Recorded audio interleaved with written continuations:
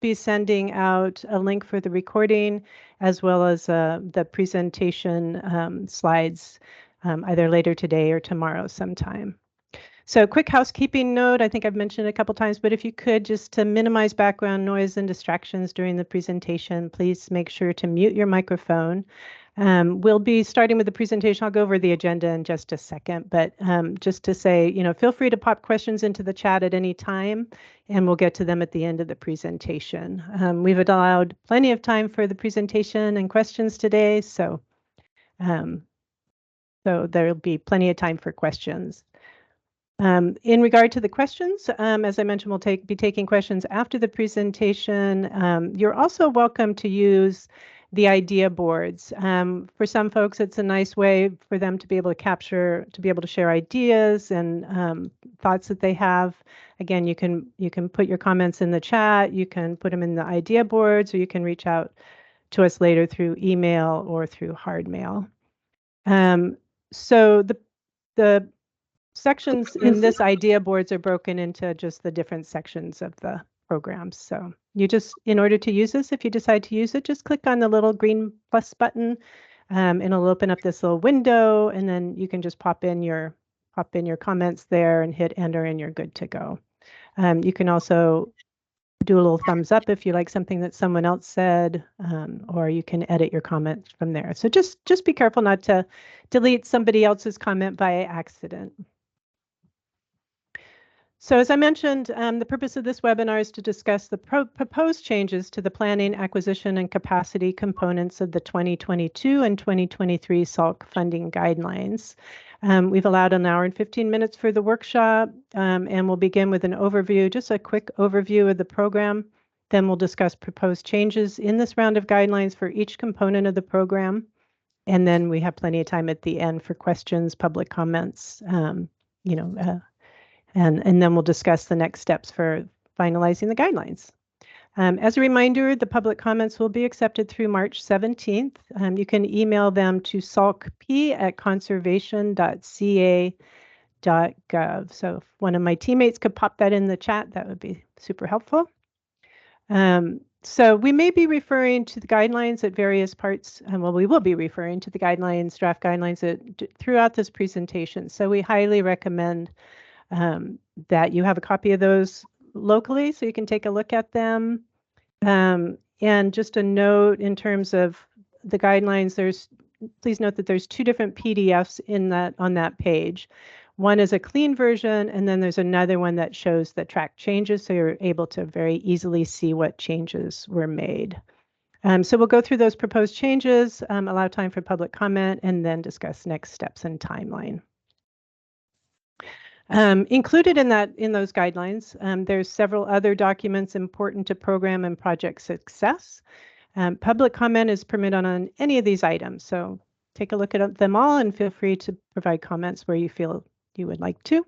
So included in the draft guidelines is the main text of the guidelines, and then there's a variety of appendices, including the pre-proposals and applications for each one of the program components, grant agreement templates for each one of the components, a glossary, and then management plan requirements, which apply to the acquisition portion of the program. So to begin, I'll just do a really super quick overview of the SALC program. SALC was developed as a component of the Affordable Housing and Sustainable Communities program to administer projects eligible for greenhouse gas reduction funds pursuant to Public Resource Codes Section 75212H and H and I.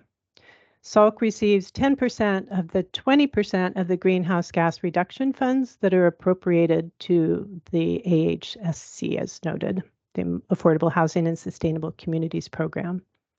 SALC was identified by the Strategic Growth Council as most appropriately administered by the California Department of Conservation in conjunction with the California Natural Resources Agency. The Strategic Growth Council approved the roles of the department and the agency at its July 10th, 2014 meeting. In addition, SALC has been developed in consultation with the California Department of Food and Agriculture. So the primary goals are to contribute to carbon neutrality and build climate resilience, safeguard economic sustainability and food security, protect biodiversity, enable enduring conservation of working lands, advance equity and opportunity for all regions of California. Did somebody just take control of my presentation? So there's three. There's always fun challenges when you're doing presentations because things keep changing. There's three components to the SALC program, and they're all focused on agricultural conservation. The first one is the planning grants, the land use planning grants, which provide grants to develop and implement plans for the protection of agriculture lands at risk of conversion to non-agricultural uses. Then there's the agricultural conservation acquisitions, which provide grants to protect important agricultural lands under threat of conversion to non-agricultural uses through the acquisition of voluntary permanent agricultural conservation easements or fee title purchases. And then a recent addition to our program is the Capacity and Project Development which provides grants to expand organizational capacity to develop agricultural conservation acquisition projects. This will be the second round of those projects. So we'll be discussing all three components of the program today, as well as the changes noted for this round. So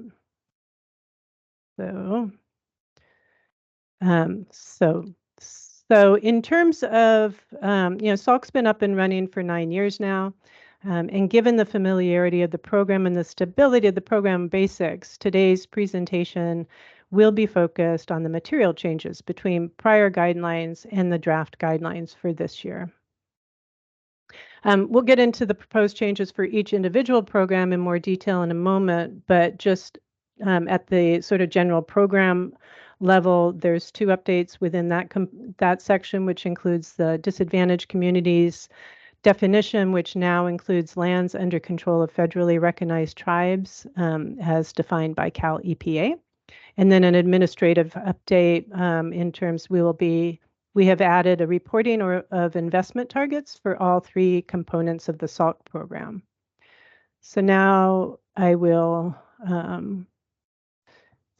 going to talk very briefly about the changes about the planning grants.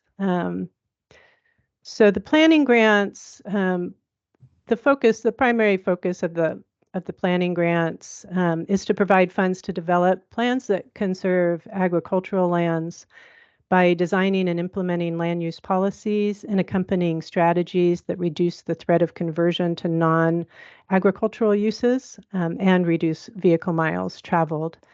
Plans may also recognize and protect other co-benefits of conserving agricultural lands. This component of the SALC program incentivizes local, regional, and tribal governments to work closely with stakeholders to develop land use policies and plans that integrate agricultural conservation, especially where local planning has the greatest impact on land use, multi-benefits that allow for optimal planning opportunities, and also plans that can act as a bridge between state priorities, climate action plans, general land use plans, and other priorities. So the main applicants, which this part hasn't changed, the lead applicants include this extensive list of folks here. So counties, cities, local area formation commissions, councils of governments, municipal planning organizations, regional transportation planning agency, GSAs, or groundwater sustainability agencies, federally recognized California Native American tribes, or California Native American tribes that are on the Native American Heritage Commission list. Additionally, there's partner organizations that can also be included in the application, and that would include RCDs, resource conservation districts, academic institutions, land trusts, other non-agricultural nonprofits. Partners must agree to enter into a memorandum of understanding if they are awarded a grant. At a minimum, the MOU or the Memorandum of Understanding must demonstrate support for the project and SALC's purposes and detail the partners' roles in the project. So those are the the partner eligibilities, and then the projects that are eligible. The proposal is for a land use plan that's consistent with SALC's goals. The proposal will also avoid greenhouse gas emissions, support the implementation of sustainable community strategies, and demonstrate consistency with California's planning priorities. Also, just a note too, if you're interested in seeing examples of previously awarded projects, you can find that both in terms of the acquisition and capacity and planning. You can find all those on the website. If you go to the main page on the website and look under awarded projects, there's a list of projects there as well as some details. In regard to funding, the planning grants will reimburse grantees and participating stakeholders for all direct costs, including fully burdened staff costs incurred during the grant performance period and related to the project. There's a minimum of match funding requirement of 10%, and match funding may be provided either directly by the applicant or from other funding sources such as other grant funds, local government contributions, or donations.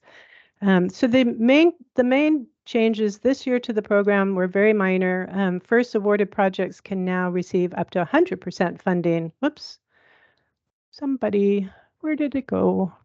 I'll come back to it in a second. Let me finish my thought. Sorry. There's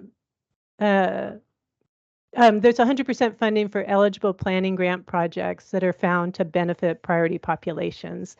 And also additionally, projects that benefit priority populations will also receive additional points.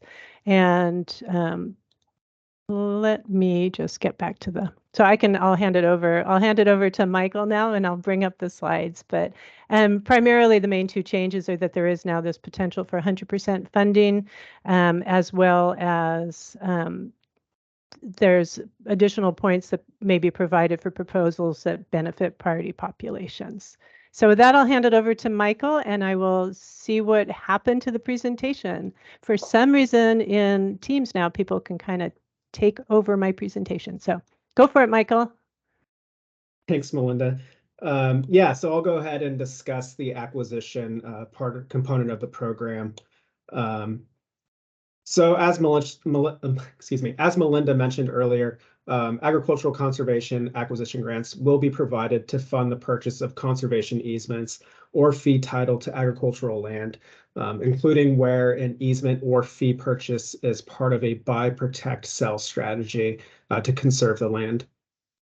It's also important to note that the applicant must demonstrate in their pre-proposal that the property is at risk of conversion to non-agricultural uses and will support infill development. And then for the purposes of this program, agricultural land includes both cultivated and non-cultivated lands that support an agricultural use, including gathering and activities that promote healthy trees, shrubs, and perennial forbs for the cultivation of traditional foods, herbal medicine, fibers such as basketry material, and dyes, so long as such activities are led by or conducted in partnership with an eligible California Native American tribe or members thereof. Eligible applicants include cities, counties, nonprofit organizations, resource conservation districts, resource park or open space districts, regional park or open space authorities, and federally recognized and non-federally recognized California Native American tribes. So eligible costs for all acquisition projects include the purchase of the acquisition, and we'll go into more detail about the percentage of match that the department requires later in the slideshow. And then associated costs associated with that transaction, such as the title report, baseline report, the appraisal, staff time, legal and closing costs, for example. And then we will also fund conservation management plans and carbon farm plans for up to $10,000.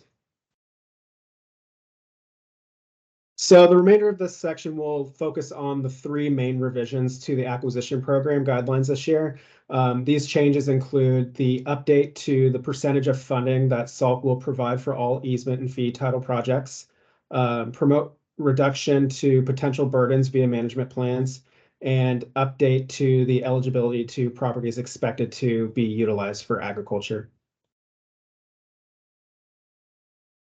So in previous rounds, the SALC program only funded up to 75% of the conservation easement.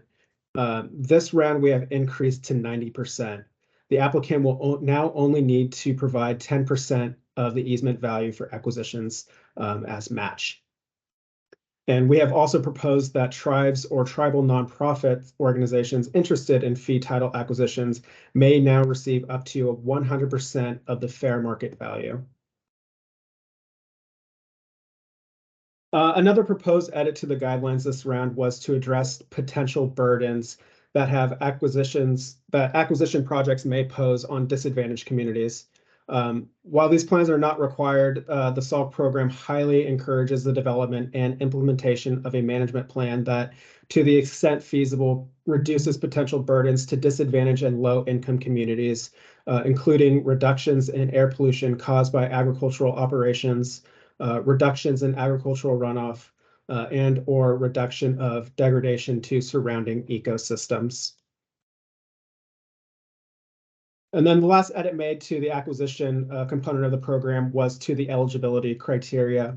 So in previous rounds, the language read, the property is expected to continue to be used for and is large enough to sustain commercial agricultural production. The language was revised and now states the property is expected to be used for and is large enough to sustain commercial agricultural production.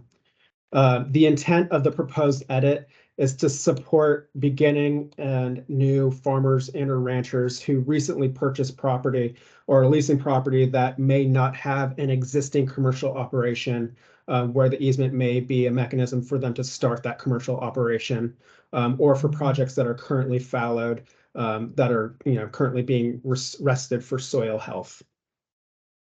And that is pretty much all the changes for the acquisition component of the program. I'll go ahead and hand it off to Shauna, who will discuss the capacity and project development grants. Good afternoon, everyone. I'm stepping in for Artemis today. So to discuss the capacity and project development grants. So capacity grants are available to California federally recognized and non-federally recognized Native American tribes, cities, counties, nonprofit organizations, resource conservation districts, regional parks and open space districts, and regional parks and open space authorities. Nonprofit applicants must have the conservation of agricultural rangeland, farmland, or tribal cultural resources among their stated purposes in order to apply for our $250,000 tier. However, new this year, and we'll switch this slide. If your organization does not have the conservation of agriculture, rangeland, farmland, or cultural resources among your stated purposes, you are still eligible to apply for Tier 1 funding on the condition that you use a portion of your funding to incorporate the conservation of one or more of those resources into your stated purposes or adopted policies to ensure that you are eligible for acquisition funding. I did also want to note that the addition that we did add cultural resources into the stated purposes new this year. All right, SALC capacity grants will be provided to build organizational and financial capacity to develop agricultural conservation acquisition projects, to assist eligible applicants in developing agricultural conservation easement and fee acquisition projects in preparation for submitting such projects for acquisition funding in future rounds, to provide funds to cover associated costs to help close agricultural conservation acquisition projects, where the cost of that acquisition is covered by an alternate source of funding. Now, importantly, agricultural conservation acquisition projects developed using this funding must meet the eligibility criteria listed within the acquisition section of the guidelines to be considered for funding.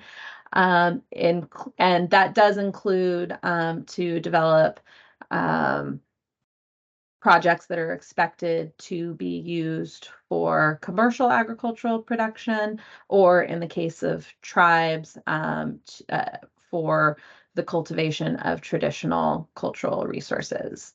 And new this round, capacity grants can be utilized by federally recognized or non-federally recognized Native American tribes to develop a new 501c3 organization, such as a land trust, that they can partner with to meet the goals of SALC.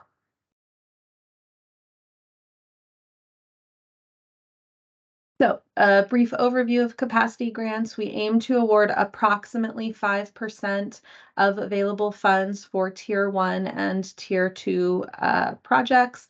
Capacity grants will be awarded for an initial term of 3 years and do not require match funding.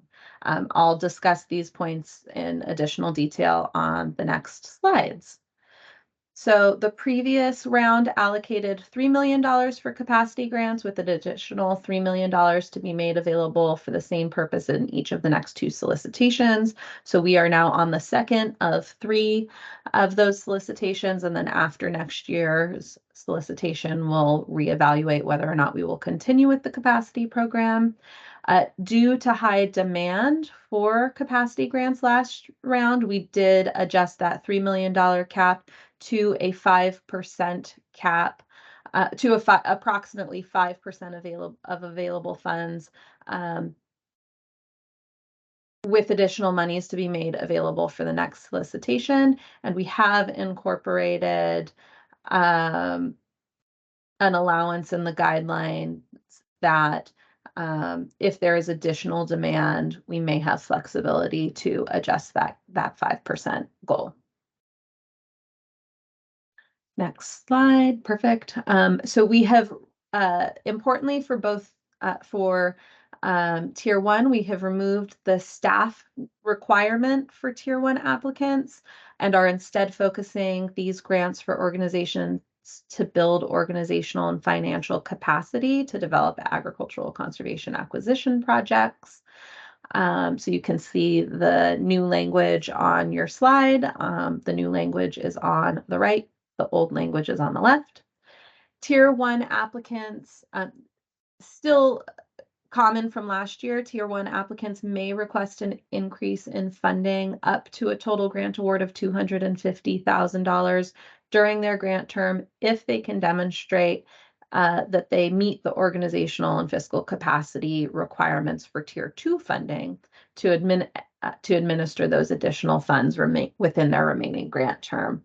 Award increases will be prorated based on the remaining term and will be at the discretion of the executive director of the Strategic Growth Council, and may only be made if we have funding available.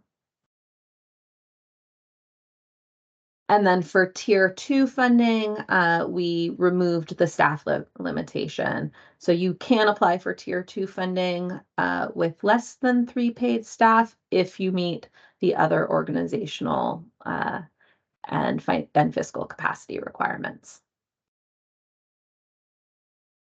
And importantly for tribes, but not listed on these slides, we may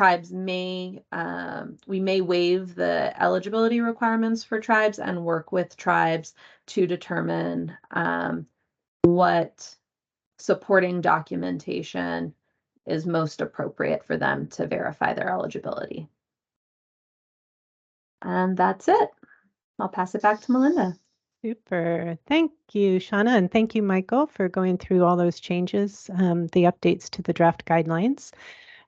So there's a few ways you can provide comments on the draft guidelines. We'll discuss comments and questions in the chat, and then on the idea boards if there's any there. And then, so we'll open things up for conversation, for chat now and discussion. You can also provide formal comments through email or by mail.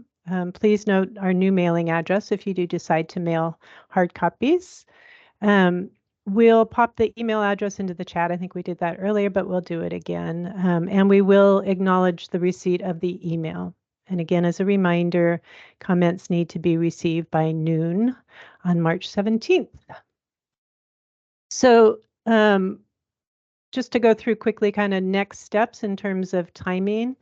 Between, as I mentioned, public comment period closes on March 17th, and then between that time and April 14th, program staff and management will meet to consider the public comments and to make revisions to the guidelines in light of those comments. The Strategic Growth Council meeting is scheduled for April 26th at 1 p.m., and it will be held both virtually and in person. I'm assuming it will be anyway, but it has been in the recent past, so I'm assuming that's the case. And at that meeting is when they will be considering the guidelines and considering the approval of those guidelines. A staff report and draft final guidelines will be posted to the SGC website, and also that posting will be linked on our website no later than April 14th. Also of note, once guidelines are posted, we'll be scheduling, once we have that posted and send the announcement out, we'll be scheduling application workshops to provide guidance for those interested in submitting a pre-proposal or application to any of the components of the program. And just want to also let people know, and we say this each time, and I hope you all know this, that we're always very happy and available to provide technical assistance. We have a variety, in addition to our staff, and we're happy to field technical assistance questions with our team, but we also have some technical assistance providers that are supporting the SALC program and working with us. So if you reach out, Christina is working there. She's focused in Central Valley area, primarily focused on planning grants. And then Chandra is working in Southern California, again on planning grants as well. But if you reach out to us, we can connect you to one of our providers. We also have Helianth Partners. They are working on the acquisition and to some extent the capacity grants. So happy to connect you, and we just want to make sure you know that there is that support out there. So, and just in terms of pre-proposal and application timelines, this is what we currently have sort of established for that. We will be, the acquisition pre-proposals are due, I should take a step back. Acquisition pre-proposals are a requirement for that component of the program, and those will be due June 16th. Planning pre-proposals are not required, but we highly recommend them, or at least reaching out to us to discuss your project in advance. But the planning pre-proposals are due June 30th, and the capacity applications, there's no pre-proposal required for that. But again, it's good to reach out to just kind of check in with us about project, your sort of your work plan and kind of your concept for that. But the application deadline for those is July 21st.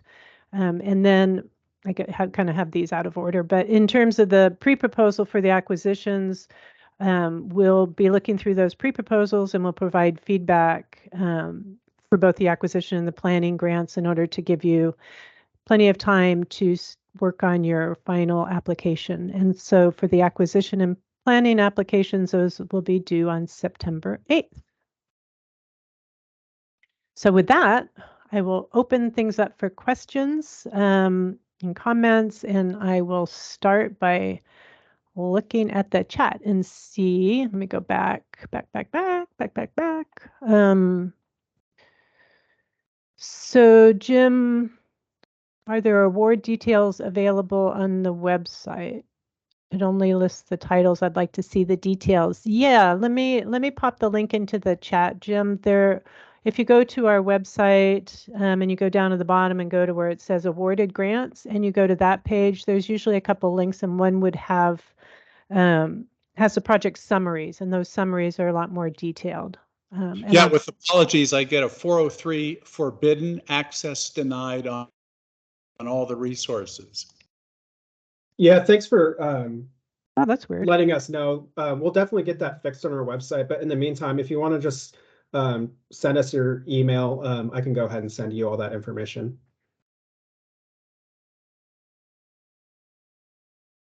Thanks, Michael. Thanks, Jim.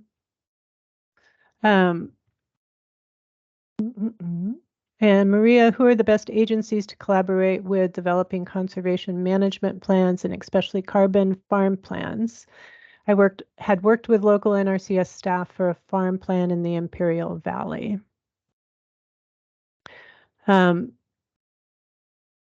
agencies, I guess the question I would have, Maria, is this regarding a specific project that's like a SALC project, or a lot of times the carbon and the conservation management plans and carbon plans, those are generally developed by our grantees, the acquisition grantees.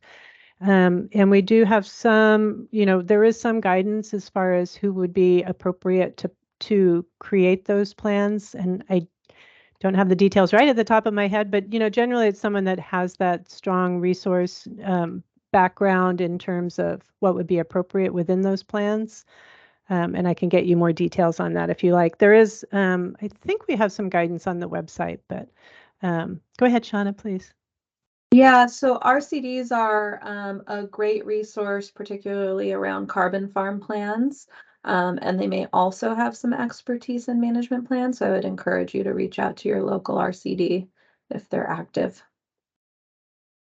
Great, thank you so much. And Christina popped her contact information into the chat. And Chandra's commenting as well in terms of letting folks know that she can make connections. Christina's asking, would range projects that are at risk of conversion to orchards qualify or no, since these are both agricultural? And did you want to come off? You can come off a mute. Christina, if you want to ask that question. Yeah, and that we had that question from our location here in Merced, so if you could answer it, that'd be great. Yeah, and I'll let Michael and Shauna jump in, but I mean, since we are an agricultural program, that wouldn't really, the risk of conversion really is focused on higher GHG, VMTs, so development mostly, mostly to development, but I'll let Shauna and Michael add on to that. Yeah, thank you, Melinda. That's absolutely correct. So we don't look at that as a threat as far as our eligibility requirements go. Since we are a component of the AHSC program, we look at the housing as a conversion risk for eligibility for this program. However, if your project is to be awarded funding, you can restrict those types of uses to more to cultivated ag as a restriction in the easement document itself or management plan. Super, thanks, Michael.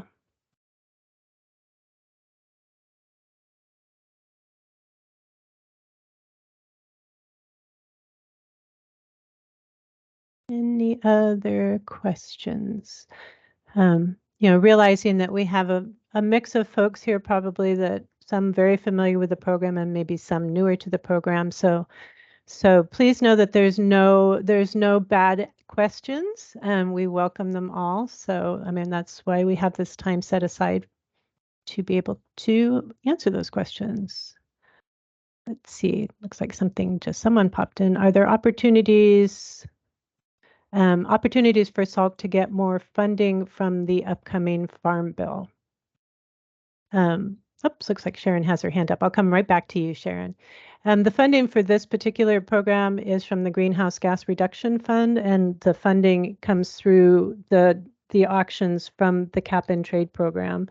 So the Farm Bill doesn't play, and Shauna can please correct me if I'm wrong here, because I'm not that as familiar with the Farm Bill as I am with the funding source for SALC, but currently we have continuous appropriation through that funding source, and the Farm Bill would be a distinct and different track than currently the way that project is being funded.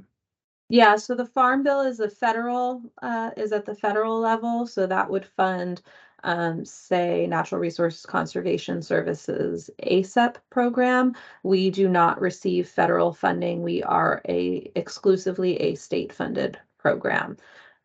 So no, we would not get funding through the Farm Bill.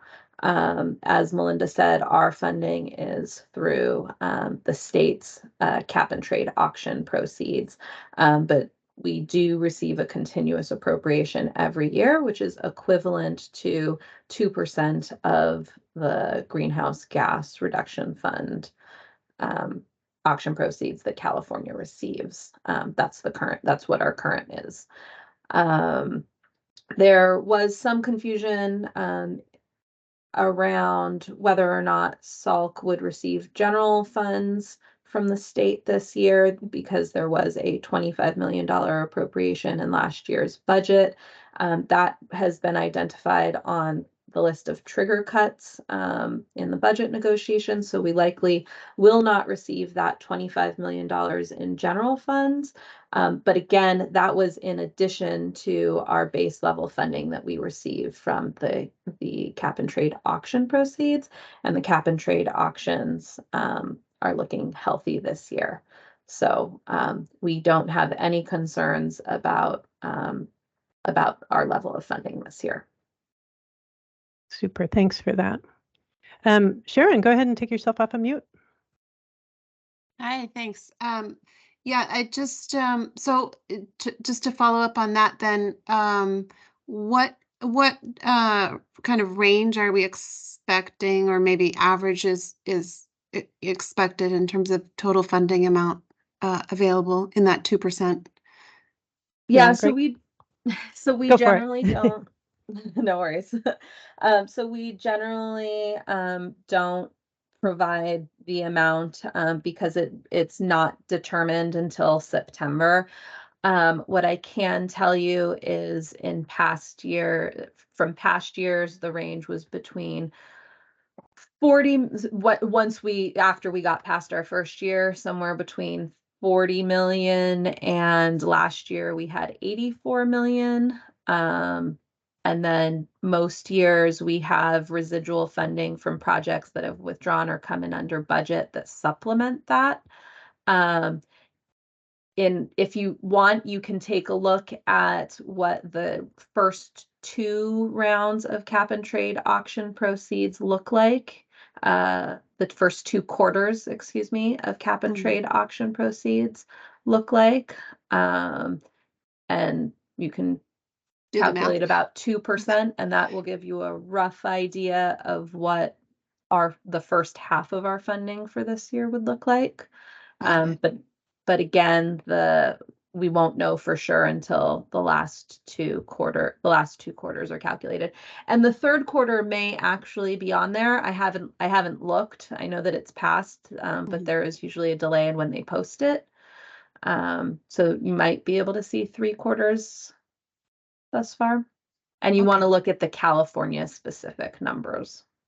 Okay, thank you so much. And then I have one other question, if that's okay. Of course. Okay. In terms of tribes eligibility, when they're not federally recognized, can you go over that again, please? Sure. It would just be, well, it depends on what component, and depends on what exactly. I mean, tribal entities that are a nonprofit that follow the 501c, the requirements of the nonprofit within the program would certainly be eligible. So they, again, would need to show the protection of agricultural land or cultural resources within their stated purpose, unless, like for the capacity grants, it could be that those capacity grants are used for a tribe to develop a nonprofit that would have that in there, to develop an organization as such. But also in terms of the acquisition, it would be federally recognized tribes, but also those on the Native American Heritage Commission list as well. And tribal nonprofits, so it's. And tribal nonprofits for acquisition. Okay, great. Thank you so much. Of course. I think Jim has his hand up. Yep. Jim, go ahead. Apologies. I think I have my answer. My question was whether or not there's a minimum size acreage that would be eligible for a grant. In summary, I have 20 acres of sequoia trees on Palomar Mountain, and I'm trying to put them in a conservation easement. I'm working with about a dozen agencies. I've written the draft easement, but the cost is somewhat high, as you might expect. So I'm just wondering whether or not it's an appropriate application and whether 20 acres is too small, whether you have a minimum. We do not have a minimum or a maximum. Is this agricultural land? It sounds like it's forest lands. No, it's agricultural land. Oh, okay. Okay. Yeah. So there's no, there's no maximum or minimum. So, 20 acres, I mean, we're looking for, viable agricultural, viable commercial ag, generally speaking, on the property. But it sounds like one that, feel free to, reach out to us and we can talk about it offline in a little more detail if you like. Will do. Thank you. You're very welcome. Jim, and I just sent you an email with some of that award project information. So feel free to go ahead and reach out and we can maybe set up a time and discuss your proposed project and see if it's a good fit for the program. Thank you. I appreciate that. I also have submitted to VERA, the International Standard Agency for Carbon Credits. Not that I'm particularly interested in generating them, but I do quite a bit. And I work with many other landowners. So what I'm hoping is to get a conservation easement started up here on the mountain and then have it propagate to 20 adjoining properties to protect basically the forest. But thank you. I will follow up. Super. Thanks, Jim. And I tried on my iPad, like on a non-DOC thing, and I was able to get that link to open. So I'm going to pop it in the chat again, Jim, and you can just give it another try if you would. Thank you. Of course, of course. And I realized I missed a question from Aaron a little ways back. Are management plans a requirement of the acquisition projects, or is easement document itself sufficient? And a management plan is not required for the acquisition project. We highly encourage it, but it is not a requirement at this point.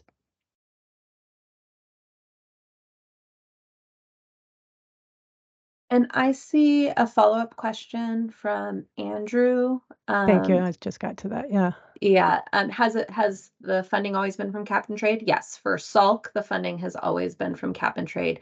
We also run the California Farmland Conservancy Program, which is separate from the SALC program. And California Farmland Conservancy program has historically been bond funded. So that's the distinction between the two agricultural land conservation programs that we run. Great. Thanks, Shauna.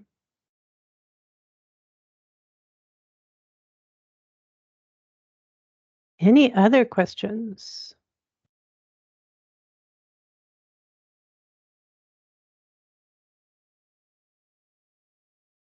Is CFCP being funded this year? We did just award a round of grants through the CFCP program, so we don't have an active solicitation, but there is potential that another one might be released.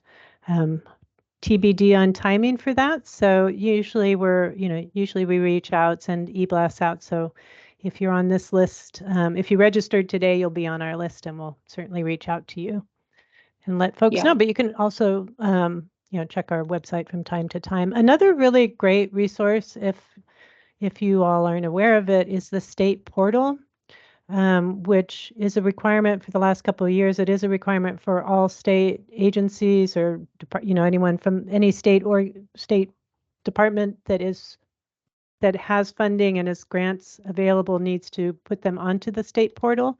So it's a really handy sort of one-stop shop for folks to be able to, you can kind of sort, you can filter it and like look for particular topics or particular agencies. I just popped the chat in the link. So if you're not familiar, it's a nice way to kind of see what grant funding programs are currently available, which ones are closed, which ones are being forecast as potential in the future. So it's a good resource.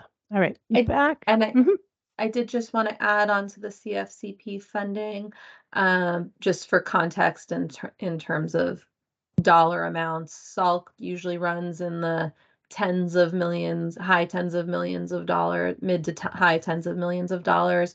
CFCP will be under $5 million because we have only residual proposition funds left that we're working to spend. So definitely when that's if and when that solicitation goes out, we want to get that money spent, but just in terms of for context of the amount of funding available.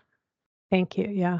And the last round we did, it was the grant funding was available for both land acquisitions and also land improvement projects for land improvement projects that were on agricultural land.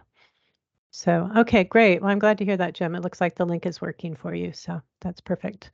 So there should be a summary sheet. There should be a link for, pretty much every round of the awarded projects.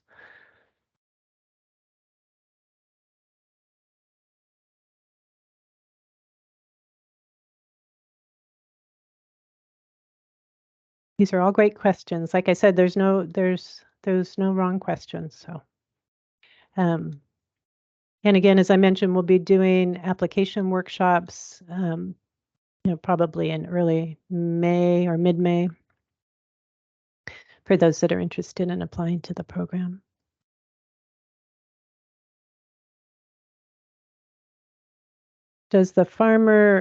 Sharon's asking, does the farmer have to own the land? Can they be the leaseholder? Sharon, feel free to pop off a chat if you wanted, or off of mute if you want to chat about that a little bit more. I guess my question would be, so whoever's working the land can either be the landowner or the leaseholder, but the easement would be with the landowner, if that answers that question. It'd be interesting to know what kind of the thought is there.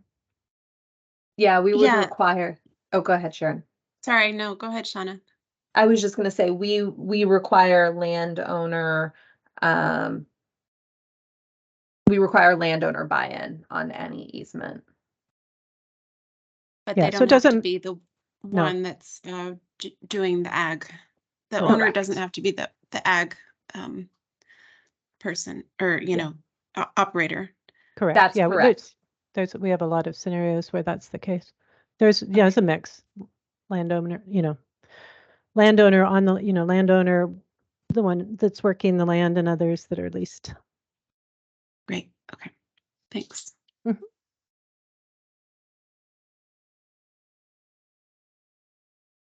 Aaron is asking, I have a question about appraisals. If a landowner gets one, how long does a program see it as valid? In other words, should I have a landowner wait to get an appraisal until we get closer to the application time? We're typically looking around a year, Aaron, and sometimes there's a little room there. Sorry, Melinda, I'm going to jump in right there. We actually changed it to a 2-year effective date. Great. This year. So as long as the appraisal is essentially good for 2 years. So if you close within 2 years of having obtained the appraisal, you're okay. But we also don't require appraisals to be obtained before you submit an application. You can do an estimate for the easement value and then obtain an appraisal after award if the project is awarded funding, so that the landowner doesn't incur that cost unnecessarily. Great, thanks for that.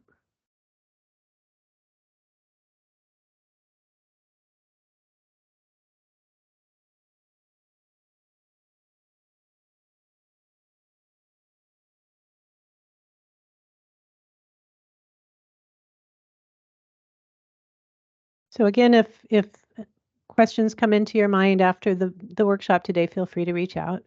We're happy to answer them. And again, you'd want to reach out to the salcp@conservation.ca.gov email address, which I'll pop in the link.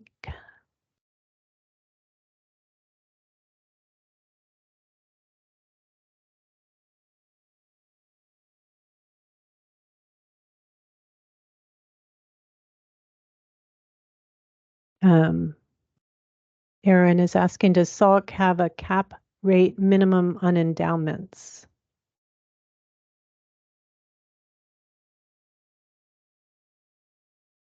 Cap rate minimum. Shauna, are you familiar with that?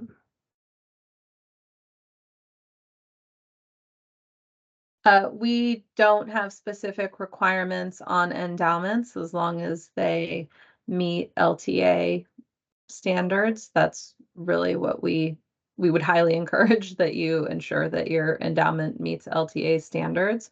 But we don't currently fund endowments. So really our minimum is we require that you have a stewardship endowment. Super, thanks. And Courtney's asking on capacity grants, can you invoice as you go, or is it paid in arrears? It is a reimbursement. It is based on reimbursement, Courtney, if that answers that question. There's no advance payment.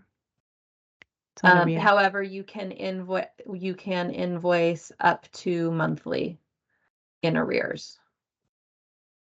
That starts, so we do have a caveat, which is that you can't begin invoicing until 60 days after you've entered into agreement. And that's only because we have to get the agreement into our system and get you set up so that we can pay, actually issue the payments.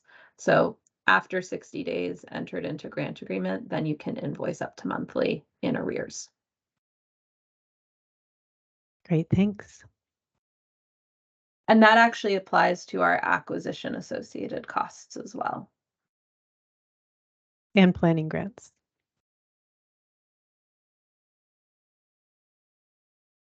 Great questions.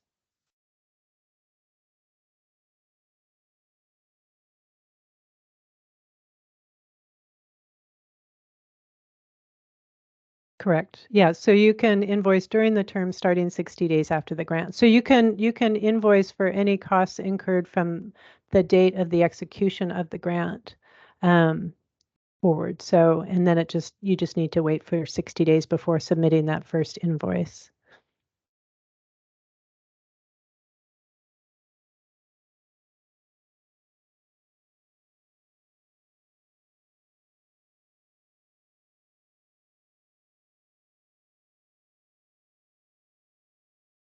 You're quite welcome.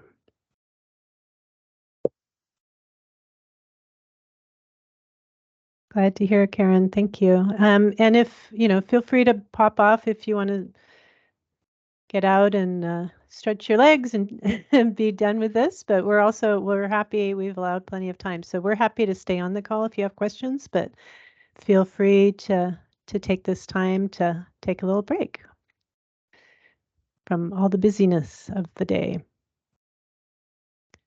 I'm glad it's been helpful. And as I said, we'll be following up with a link to the recording as well as a copy of the PowerPoint.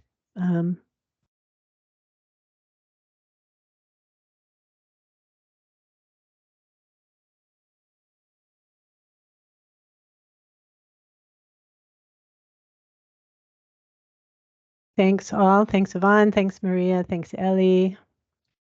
Thanks, Courtney.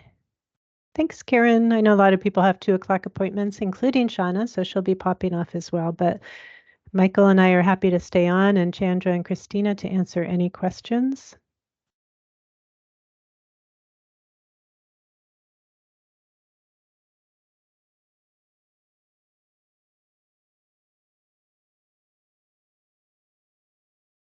You're welcome, Steve. Thank you.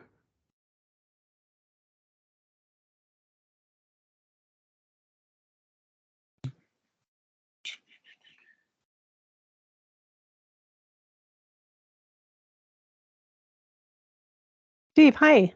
Go ahead.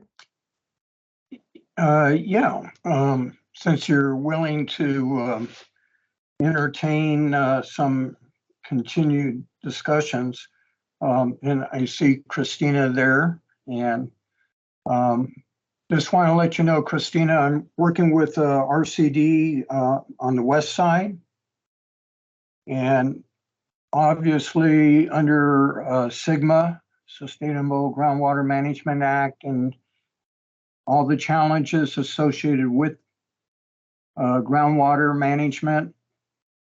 And then I'm having to put together groundwater management plans. there's seems the west side of Fresno, which is probably more water resource deficient. Even though this year we're doing abundantly well, in all due respect, but it's still the legislation says by 2040 you have to be in balance. So there's a challenge. The word fallow pops up all the time, but I think the key way of framing it is repurposing. And, you know, seeing what the opportunities are to take land that's at risk to be taken totally out of production, and what the opportunities may be as natural landscape approach or mix as it relates to potentially dry land farming, and taking into account, let's say, the hydrology within that area. And also there are those small, very small communities that are at risk, whether you're talking about air quality, you're talking about water quality, you know, drinking water and things of that nature. So I'm hoping, and I'm putting a lot there on the table, that we could work together to see how for that region of Western Fresno County, so I'm talking about west of 99, how we may be able to approach it in a very effective and efficient way. And there really is not that much resources. So I know you worked with me east of 99 there in the urban areas as well as in the rangeland and forest land areas.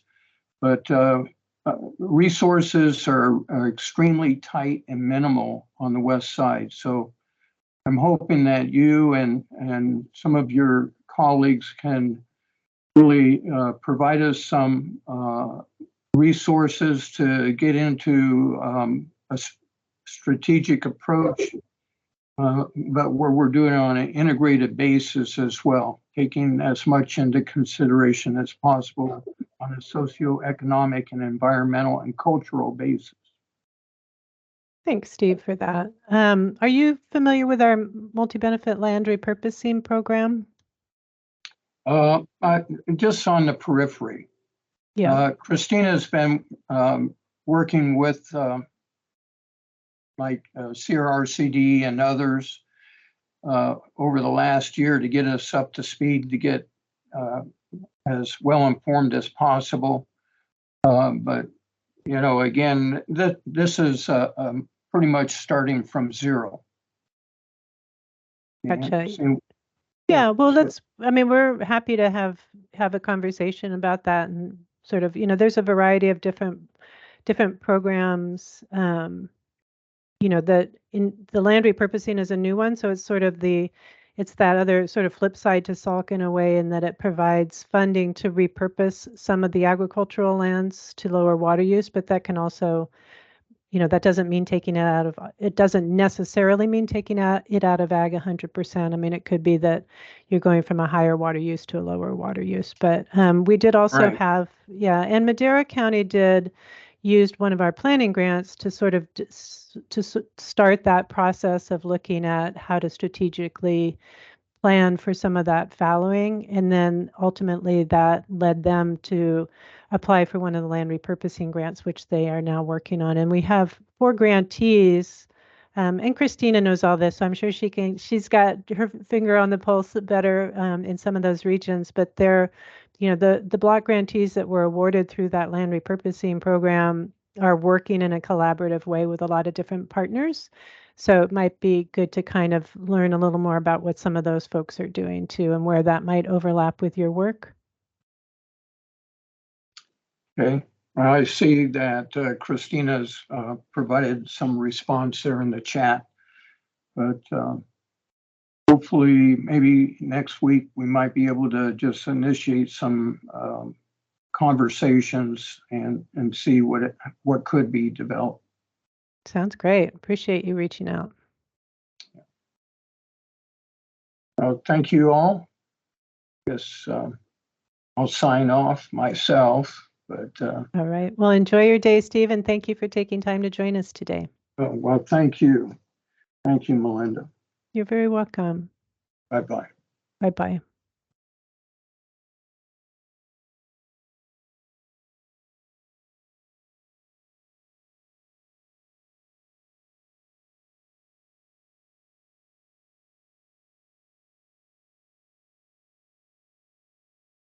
And I think with that, I will stop the recording.